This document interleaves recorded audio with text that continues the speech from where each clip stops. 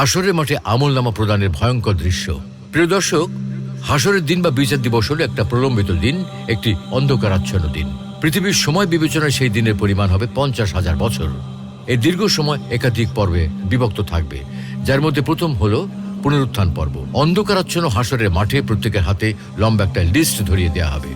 সেখানে তার দুনিয়ার জীবনের সবকিছু পুঙ্খানুপুঙ্খরূপে লেখা থাকবে, ছোট থেকে ছোট, ক্ষুদ্রাতি ক্ষুদ্র বিষয়, প্রতিটি মহৎ কাজের কথা, প্রতিটি মুহূর্তের কথা।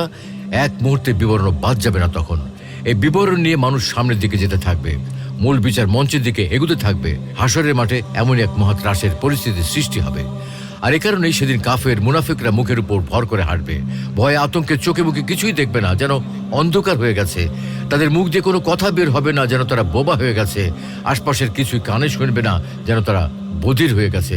তারা সেদিন এতটাই ভীত সন্ত্রস্ত থাকবে যে সেই ভয়ে লাঞ্ছনা তাদের চেহারায় ফুটে উঠবে।